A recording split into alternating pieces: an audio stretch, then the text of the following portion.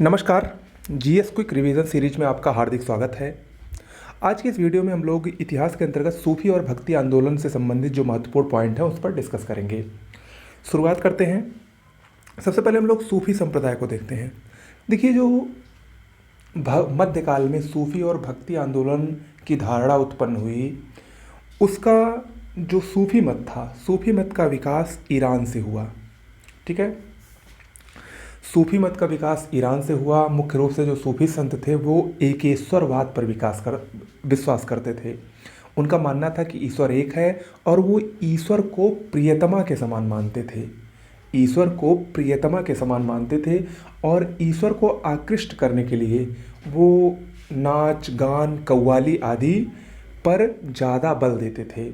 इसीलिए आप लोग देखते होंगे वर्तमान में भी सूफी लोग कव्वाली ज़्यादा गाते हैं। ठीक है, तो ये उसी की धारणा है। एकमात्र महिला सूफी संत राबिया थी। कभी कभी परीक्षा में ये आया भी है और आ भी सकता है। एकमात्र महिला सूफी संत कौन थी? राबिया। सूफी संप्रदायों में बहुत सारे संप्रदाय हुए, जिसमें सबसे पहला और सबसे प्रमुख संप्रदाय चिश्ती संप्रदाय है। चिश्ती संप्रदाय के वैश्विक संस्थापक की बात करें तो अबू अब्दाल चिश्ती इसके वैश्विक संस्थापक थे, लेकिन भारत में इसकी स्थापना ख्वाजा मोइनुद्दीन चिश्ती ने की। ख्वाजा मोइनुद्दीन चिश्ती भारत में चिश्ती संप्रदाय के संस्थापक थे। ख्वाजा मोइनुद्दीन चिश्ती को गरीब नवाज और फ़कीरों का बादशाह कहा जाता है। इनकी दरगाह अजमेर में स्थित है। ओके, ख्वाजा मोइनुद्दीन चिश्ती के हिस्से से थे ख्वाजा कुतुबुद्दीन बख्तियार काकी। इन्हीं के नाम पर कुतुबुद्दीन ऐबक ने कुतुब मीनार का नामकरण किया था। कुतुब मीनार इन्हीं की याद में बनवाया था। ख्वाजा कुतुबुद्दीन बख्तियार काकी के बाद एक प्रसिद्ध चिश्ती संत हुए फरीदुद्दीन गज ए शंकर, जिनको बाबा फरीद के नाम से जाना जाता है। इनके बारे में सबसे महत्वपूर्ण बात यह है कि इनका जो उपदेश है वो सिख धर्म के जो पवित्र ग्रंथ है गुरु ग्रंथ साहिब, उसमें इनका उपदेश संकलित है। किसका? फरीदुद्दीन गज ए शंकर, बाबा फरीद का। इसके बाद चिश्ती के एक सबसे प्रसिद्ध संत हुए शेख निजामुद्दीन औलिया। ये पूरे सूफी संतों में, सूफी चिश्ती संतों में एकमात्र अविवाहित चिश्ती संत थे। ठीक है, सिद्ध योग में ये दक्ष थे। दिल्ली में इनका मकबरा है और शेख निजामुद्दीन औलिया ने लगभग दिल्ली सल्तनत के उस समय जितने भी प्रमुख शासक थे उन सभी के शासनकाल में शेख निजामुद्दीन औलिया रहे थे।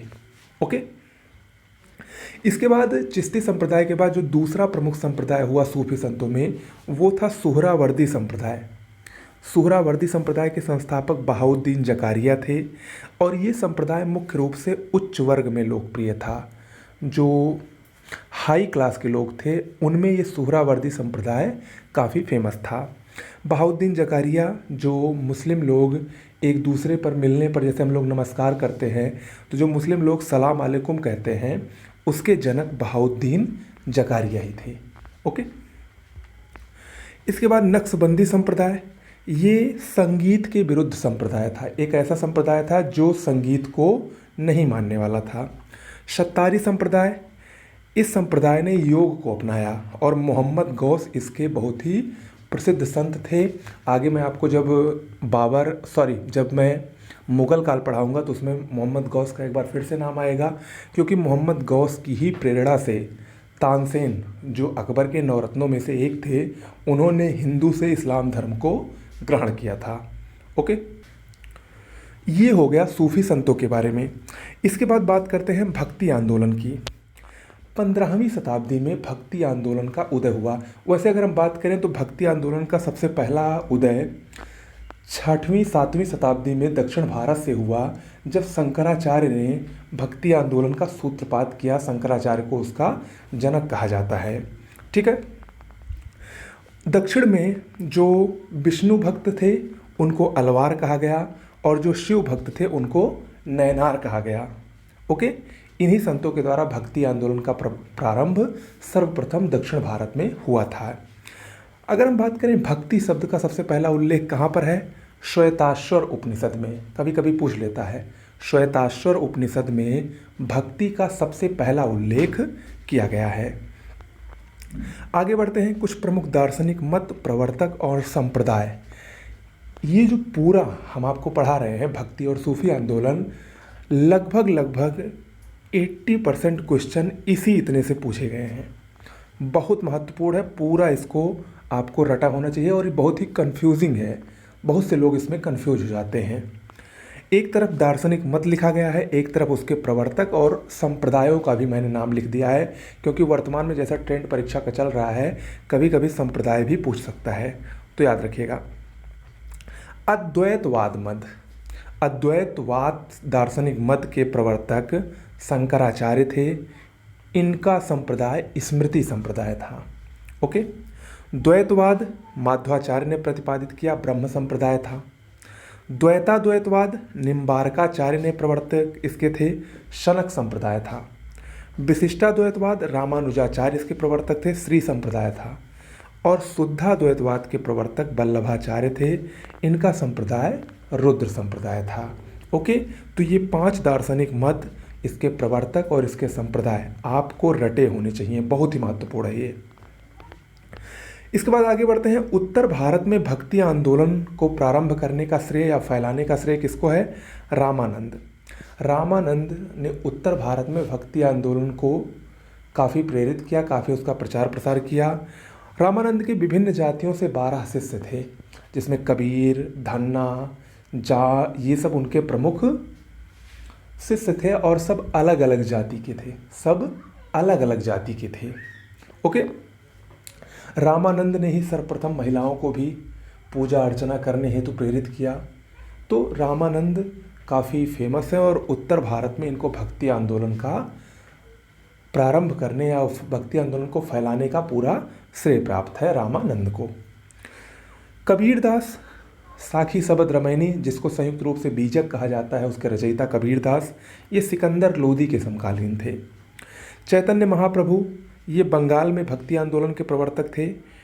इन्होंने संकीर्तन प्रणाली और गोसाई संघ की रचना की।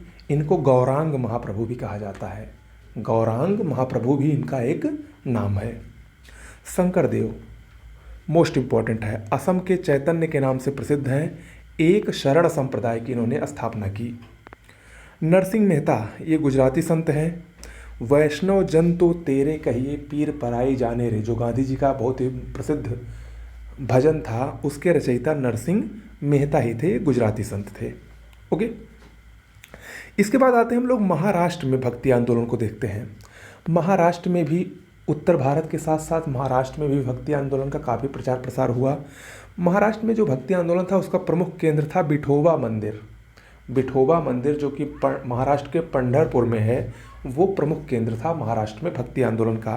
महाराष्ट्र में भक्ति आंदोलन के 2 प्रमुख संप्रदाय थे, एक धरकरी संप्रदाय जो राम भक्त थे और एक वरकरी संप्रदाय जो विष्णु भक्त थे।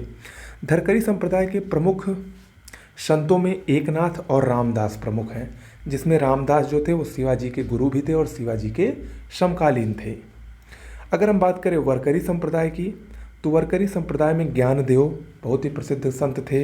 इन्होंने गीता पर भाष्य लिखा। नामदेव, इनकी रचनाएं अभंग के रूप में हैं। मराठी गीत की इन्होंने अभंग के रूप में मराठी गीत की रचना की और गुरु ग्रंथ साहिब में भी इनकी रचनाओं का संकलन किया गया है नामदेव का। ओके। आगे बात करते हैं अष्टछाप। आप लोगों ने नाम सुना होगा। अष्टछाप क्या था? 8 कवियों का समूह था। विट्ठलनाथ द्वारा इसकी स्थापना की गई। विट्ठलनाथ वल्लभाचार्य के पुत्र थे। अभी थोड़ी देर पहले मैंने बताया था वल्लभाचार्य ने शुद्ध द्वैतावाद की स्थापना की थी, वो दार्शनिक मत उन्होंने ही दिया था। तो उन्हीं के पुत्र थे विट्ठलनाथ। उन्होंने अष्टछाप का गठन किया। अष्टछाप में 8 कवि थे, जिसमें सबसे प्रमुख कवि सूरदास थे, कुंभनदास, कृष्णदास, नंददास, छीत स्वामी, चतुर्भुज दास भी थे। तो ऐसे ऐसे करके कुल 8 कवि थे। ओके। विट्ठलनाथ जो थे, इन्होंने एक बहुत ही प्रसिद्ध पुस्तक भी लिखी, 84 वैष्णवन की वार्ता। ये इंपॉर्टेंट है, कभी कभी पूछ लेता है। इसके बाद सखी संप्रदाय। सखी संप्रदाय के प्रवर्तक रैदास थे। रैदास को संतों का संत कहा जाता है। ओके। तो आज के लिए इतना ही। कैसा लगा वीडियो ज़रूर बताइएगा। और हाँ, RO का एक ऑनलाइन बैच स्टार्ट होने वाला है, क्विक रिवीजन बैच होगा। उसमें आपको वीडियोस के माध्यम से सब कुछ डिस्कस किया जाएगा। तो अगर आप लोग उस बैच से जुड़ना चाहते हैं तो कमेंट बॉक्स में ज़रूर लिखकर बताइए। ताकि मैं उसके लिए आगे प्लान कर सकूँ। ओके, नमस्कार।